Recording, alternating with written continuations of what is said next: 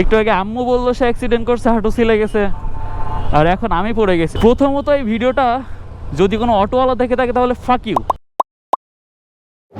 Alright everyone, কি অবস্থা সবার? This is the second exam blog. আজকে হচ্ছে 5th এক্সাম। অলরেডি 4টা এক্সাম দিয়ে ফেলছি।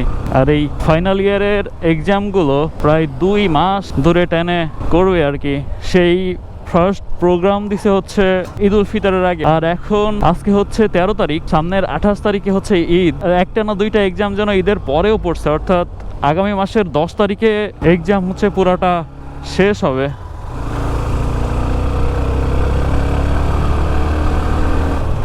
আজকে ভাবলাম যে আরো একটা ভিডিও বানাই। ফার্স্ট ভিডিওতে আসলে অনেককে নেওয়া হয় নাই। আজকে কোনো বাচ্চারে বাদ না দেওয়ার চেষ্টা করব।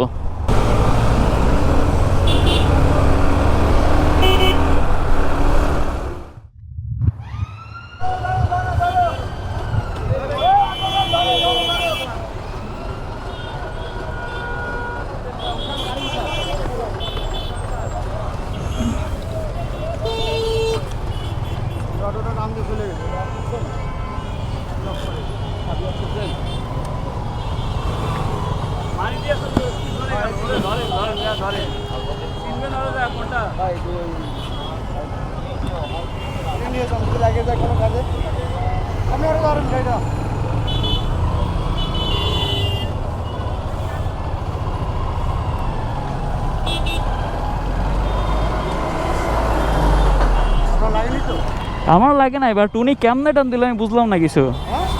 উনি যে কেমনে টানটা দিল আমি জাস্ট দেখতেছি জিনিসটা।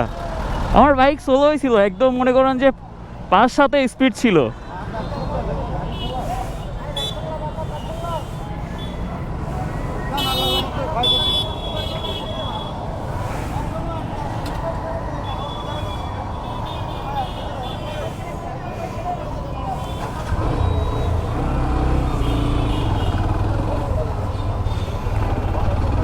ওকে, ইন্টারেস্টিং একটা জিনিস বলি, সেটা হলো একটু আগে আমি আসতেছিলাম, যখন বাসা থেকে বের হওয়ার আগে আমি আম্মুরে কল দিছিলাম। আমার আম্মু বলল সে বাইক অ্যাক্সিডেন্ট করছে, তার হাঁটু টাটু ছিলে গেছে। আর তার ঠিক কতক্ষণ হবে, বেশি হলে 20 থেকে 25 মিনিট। এই 20 থেকে 25 মিনিট পরে হচ্ছে আমার এই অবস্থা। আর মানুষের মনুষ্যত্ব দেখেন, উনি একদম রকেটের মতো চলে গেল সামনে দিয়ে। যে আমি যে পড়ে গেছি, আমার কিছু হয়েছে নাকি, বেঁচেছি নাকি মরে গেছি, সেটা তো অবশ্য ওনার দেখা দরকার। বাট উনি চলে গেছে। যাই হোক, আমার কোনো কিছু হয় না। আর আমার আসলে ওইভাবে আমি যে পড়বো এরকম কোনো ইয়ে ছিল না। আমার স্পিডও ছিল একদম স্লো।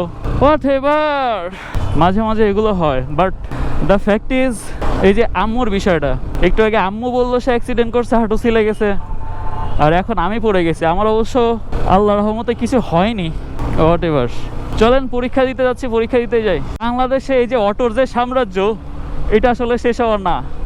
আমি যে কথা বলতেছি সেটা হচ্ছে, আপনি যদি কখনো বাইক নিয়ে অথবা সাইকেল নিয়ে বাংলাদেশের রাস্তায় যদি বের হয়ে থাকেন, তাহলে আমার কথার সাথে রিলেট করতে পারবেন যে আমি আসলে কি বলতে চাচ্ছি। প্রথমত এই ভিডিওটা যদি কোনো অটোওয়ালা দেখে থাকে তাহলে ফাক ইউ। এই অটোগুলো কি করবে দেখেন, এরা জানে শুনে আপনার সামনে সোজাভাবে আড়াআড়ি ঢুকাই দিবে, ঢুকাই দিয়ে খেলা দেখতে থাকবে। আমি একদিন এই অটো নিয়ে রাস্তায় বের হব, বের হয়ে এদের মতো খেলা দেখাবো, দেখি কেমন মজা লাগে। এরা আসলে কি মজা পায়, সেই মজাটা আমার নেওয়ার ইচ্ছা।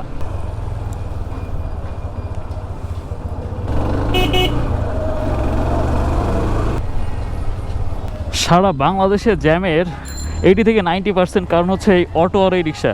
আর এই অটোগুলোর চারিপাশে দেখেন যে প্রোটেক্টিভ বাম্পার যেটা লাগানো, এর গায়ে যদি কখনো কোনো কিছু লাগে তাহলে সে একদম ভেঙে চুরে গুষ্টি মেরে যাবে, কিন্তু এর কিছু হবে না। এদের সবগুলো দেখেন কত মোটা মোটা পাইপ, কত মোটা মোটা বাম্পার লাগানো। এই রিক্সাগুলো দেখেন রাস্তার কোন জায়গায় বাধাই দিয়ে ওরা দাঁড়ায় আছে। হ্যাঁ দাও, এদের অবস্থা হলো এইগুলা। এগুলো নিয়ে যে এত মানুষের কথা বলে, কিন্তু আসলে এইগুলোর যে উপসব হয় না, এগুলো আসলে কাদের দোষ আমার জানা নাই। সমস্ত রাস্তায় এগুলো যেভাবে দখল করে আছে, অবশ্যই এগুলোর কোনো ভ্যাট ট্যাক্স দেওয়া লাগে না রাস্তার জন্য। যেটা বলতেছিলাম, অলরেডি ফেসে গেছি।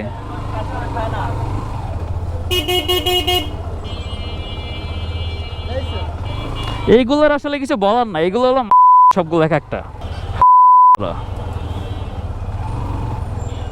কি অবস্থা দেখেন জাস্ট রাস্তাটার, পুরো রাস্তাটায় এই বাল পার্কিং করে রাখছে রিক্সা, ওই যে সাইডে দেখেন জায়গা নাই, তার উপরে হচ্ছে এই এরা যেভাবে আসতেছে আমার তো ভয়ই করতেছে এখন, যে আবার বুঝি লাগাই দিল, আবার বুঝি আমরা খাই গেলাম। লো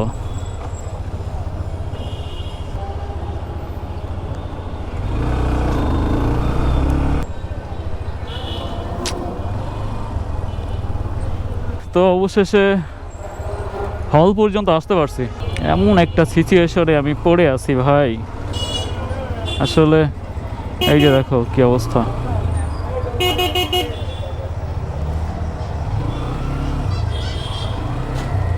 ওই মামা কি রে,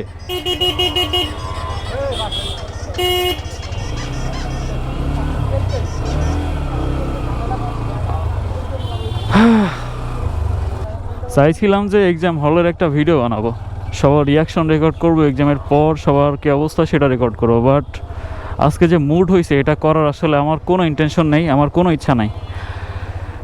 সো বাইক এখানে রাখি, থ্যাংকস ফর ওয়াচিং, বাই ভাই, মাপ চাই আজকের মতো।